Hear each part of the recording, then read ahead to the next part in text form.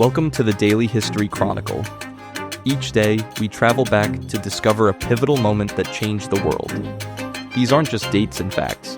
They're stories of courage, conflict, innovation, and consequence that still echo through our lives today. Are you ready to explore? Let's see what happened on this day in history.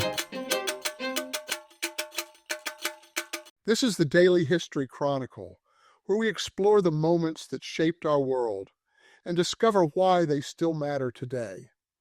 I'm Richard Backus, publisher of University Teaching Edition, and every day I get to share a piece of history that I think you'll find as fascinating as I do. On February 16th, 1923, British archaeologist Howard Carter broke through the sealed doorway of Pharaoh Tutankhamun's burial chamber in Egypt's Valley of the Kings. What he found was breathtaking: a golden coffin, untouched treasures, the mummified body of a king dead for over 3,000 years. It was the archaeological discovery of the century. And here's what fascinates me about this moment. We remember it for two completely different reasons. We remember the incredible scientific achievement, the meticulous excavation, the preserved artifacts, the window into ancient Egyptian civilization. But we also remember it for something that probably never happened, a curse that supposedly killed the men who disturbed the pharaoh's rest. Understanding what happened in that tomb requires holding multiple truths. The discovery was genuine, groundbreaking, and methodical. The curse was almost certainly fiction, manufactured by newspapers and fueled by coincidence. And yet the myth of the curse tells us something real about how we process the unknown, about our relationship with the dead, about what happens when science and superstition collide in the public imagination. All three things are true. All three things matter. Imagine this. You're standing in the Valley of the Kings in February 1923. The Egyptian sun is relentless. For months, Howard Carter and his team have been working their way through Tutankhamun's tomb, first the antechamber, cataloging thousands of objects, then finally reaching the sealed doorway to the burial chamber itself. Lord Carnarvon stands nearby, leaning on his walking stick. He's 56 years old, in poor health from a car accident years earlier that nearly killed him. The Egyptian climate isn't good for him, but he's invested a fortune in this excavation, and he's not going to miss this moment. His daughter, Lady Evelyn Herbert, is also present, one of the first people who will see what lies beyond that sealed door. 20 witnesses crowd into the confined space, their breath quickening as Carter's chisel chips away at the ancient plaster. The air is thick with anticipation and stone dust. Carter's hands are steady despite the moment. He's been searching for this tomb for 6 years. He's 49, methodical, precise, and a perfectionist who spent his entire adult life in Egypt. When Carter makes a small opening and peers through with a candle, someone asks, "Can you see anything?" His reply becomes legendary. "Yes, wonderful things." The candlelight catches gold. Everywhere gold. A massive gilded shrine fills the burial chamber, essentially a series of nested boxes, each one protecting the one inside, all surrounding the stone sarcophagus that holds the pharaoh's body. Nothing like this has ever been found intact. Everything you've read about Egyptian burial practices is about to be confirmed in physical form. The texts on the walls, the protective amulets, the careful arrangement meant to ensure the king's journey to the afterlife. This is archaeology's greatest moment. This is also where the trouble starts. Let me build the clock for you. Carter had been searching for Tutankhamun's tomb since 1917, funded by Lord Carnarvon's money. 6 seasons of digging with nothing to show for it. The Valley of the Kings had been thoroughly searched by other archaeologists. Most experts believed there was nothing left to find. Carnarvon was ready to quit, to cut his losses and return to England. Then, in November 1922, Carter's water boy stumbled on a step cut into the bedrock. More digging revealed more steps, then a doorway, then seals bearing the name of Tutankhamun, a pharaoh so minor he'd been largely forgotten, a boy king who ruled for only 9 years and died at 19.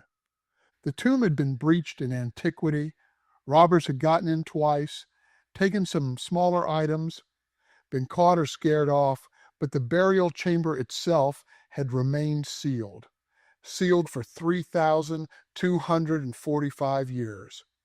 That's what Carter was opening on February 16th, 1923. The work was painstaking. Carter spent weeks in the antechamber alone, photographing, cataloging, and removing objects one by one. He understood the scientific importance of documentation. Every artifact had to be recorded in situ before being moved.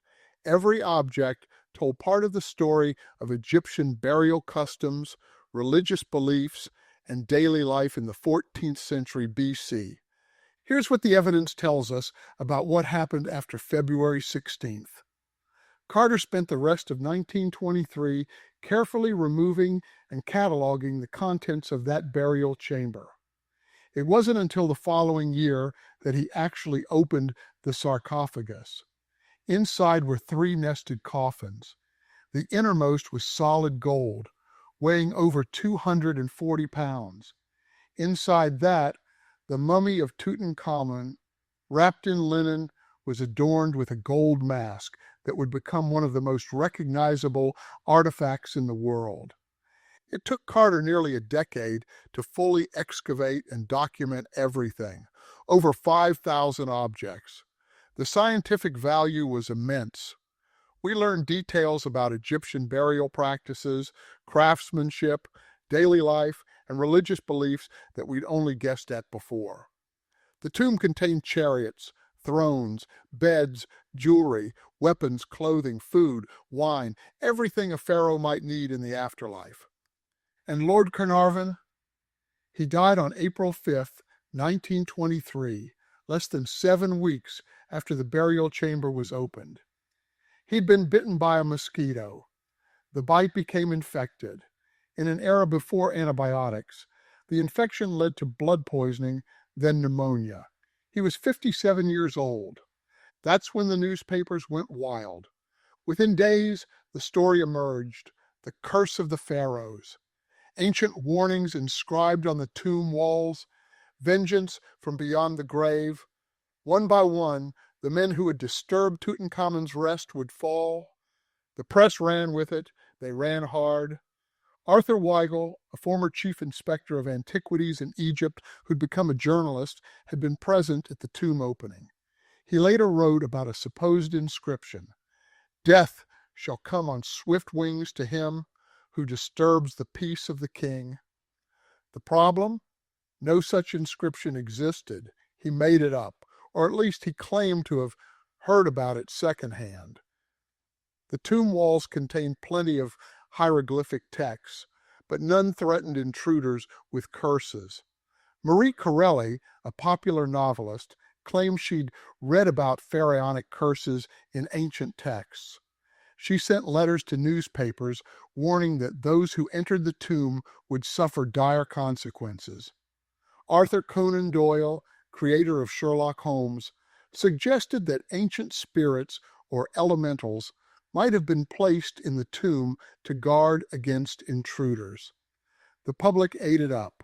The timing of Carnarvon's death made it perfect fodder for sensationalism. He'd been present at the most significant archaeological discovery in decades, and then he died suddenly. Never mind that he'd been in poor health for years. Never mind that mosquito-borne illnesses were common in Egypt. Never mind that the infection that killed him could have happened anywhere, any time. The newspaper started counting bodies. Anyone connected to the tomb who died was added to the curses tally. George J. Gould, an American financier, visited the tomb and died of pneumonia months later. Prince Ali Kamalfa, Fahmy Bey, was shot by his wife. He'd visited the tomb. Hugh Evelyn White, an archaeologist who'd worked in the Valley of the Kings, committed suicide, curse victim. The problem is, almost none of it held up to scrutiny. Most of the people involved in the discovery lived long, healthy lives.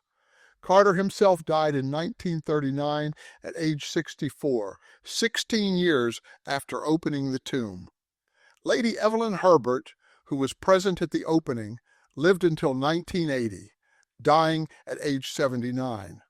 Dr. Douglas Derry, who actually unwrapped Tutankhamun's mummy in 1925, lived until 1969, dying at age 87. The people most directly involved with disturbing the pharaoh, those who actually handled his body, who removed him from his resting place, they lived for decades. If there was a curse, it was remarkably ineffective at targeting the actual tomb raiders. But truth couldn't compete with a good story. To this day, if you ask someone what they know about Tutankhamun's tomb, many will mention the curse before they mention the archaeology.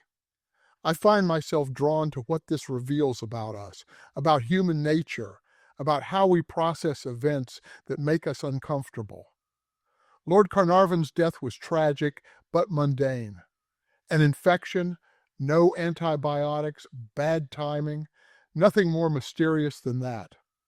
The fact that he died shortly after the tomb's opening was a coincidence. Correlation, not causation. Yet we needed it to be something more. We needed the universe to respond to this violation of an ancient king's rest. We needed consequences that felt proportional to the transgression. Because what Carter had done felt transgressive, even if we couldn't articulate exactly why. Think about what Carter had actually done. He'd broken into a sealed tomb. He'd exposed a mummified body, once a living, breathing human being, a king who'd been carefully prepared for the afterlife, to light and air for the first time in 3 millennia. He'd cataloged and removed thousands of sacred objects, items placed there with enormous care and expense to serve Tutankhamun in the world beyond death. From the ancient Egyptian perspective, this wasn't science. This was desecration. This was theft. This was denying a soul its journey to the afterlife by destroying the carefully constructed environment designed to facilitate it.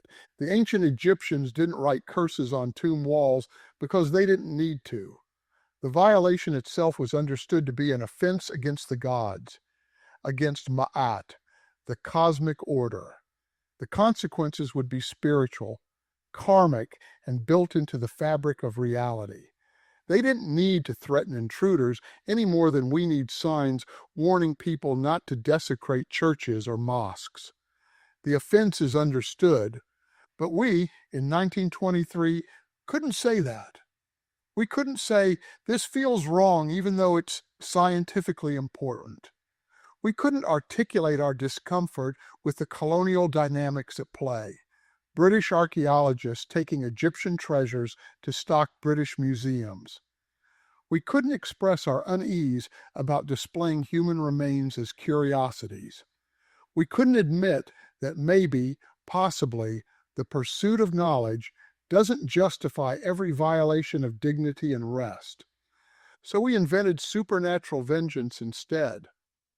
The curse was our way of acknowledging that something had been transgressed without having to examine what or why.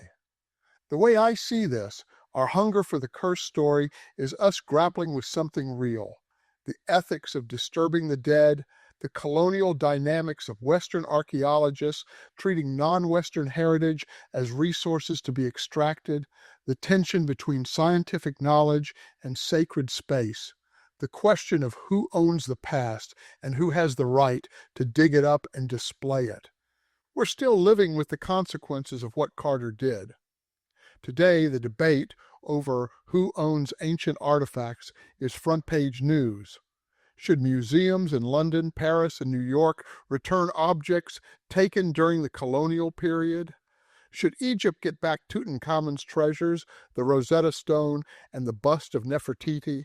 Should Native American remains be returned to tribes for reburial? Should we display human remains in museums at all? These questions didn't start with Carter, but the spectacular nature of his discovery threw them into sharp relief. The gold mask of Tutankhamun sits in the Egyptian Museum in Cairo. It never left Egypt, which makes it unusual among major archaeological finds from that era. But thousands of other objects from the tomb went to museums around the world. Carter himself kept some items as souvenirs, a practice that today would be considered theft. Modern archaeology has changed dramatically since Carter's time. We have protocols now about consulting with descendant communities, respecting burial sites, limiting disturbance to what's scientifically necessary. We recognize that indigenous peoples, religious communities, and nations have legitimate claims to their own heritage. We're more careful about how we display human remains. We think more carefully about the ethics of excavation. But we still face the same fundamental tension: the desire to know versus the obligation to respect, scientific curiosity versus cultural sensitivity, the public's right to see history versus someone's ancestors' right to rest in peace. These tensions don't have easy answers. They require us to hold multiple truths simultaneously, that knowledge is valuable and that some boundaries deserve respect, that museums serve an educational purpose, and that some objects were acquired through morally problematic means, that archaeology reveals the past and that it necessarily disturbs what was meant to rest undisturbed. The Greek historian Herodotus wrote that men trust their ears less than their eyes. We saw golden treasures, and we wanted them to be cursed. We saw a man die, and we wanted it to mean something cosmic rather than something random. The evidence said no curse. The physical reality was infection and bad luck.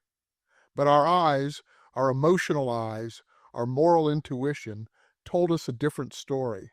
They told us a story we needed to hear. I respect the impulse behind the curse myth, even as I reject the myth itself. People were trying to process something genuinely transgressive. Carter had crossed a line that felt sacred, even if we couldn't quite explain why in 1923's secular scientific language. The curse was our way of saying some things shouldn't be disturbed, some knowledge has a cost, some boundaries exist for reasons deeper than we understand. Both things are true. The curse was fiction, newspaper sensationalism, coincidence, the human tendency to see patterns where none exist. No ancient Egyptian sorcerer reached across the millennia to strike down Lord Carnarvon. No supernatural force guards Tutankhamun's rest, and yet the unease that created the curse was entirely justified. The questions it pointed to, about respect for the dead, about who owns history, about the ethics of excavation, about whether the pursuit of knowledge justifies every violation. Those questions were and are entirely real. I'm Richard Backus, and this is the Daily History Chronicle. Tomorrow we'll explore another moment that shaped our world. Until then, think about what we display in museums and why. Think about whose story we're telling when we excavate the past and put it on display. Think about the difference between knowledge and wisdom, between discovering and respecting. Because that's what Tutankhamun's tomb teaches us, not just about ancient Egypt, but about how we decide what's worth knowing and what's worth leaving alone, about how we balance our curiosity against our obligations to the dead, about how we reckon with the fact that many of our greatest museums are filled with objects taken from people who never consented to give them up. Thank you for your time. If you enjoyed this episode, then please subscribe. If you really enjoyed it, then please tell a friend. I hope you will join me again tomorrow for more of our shared history.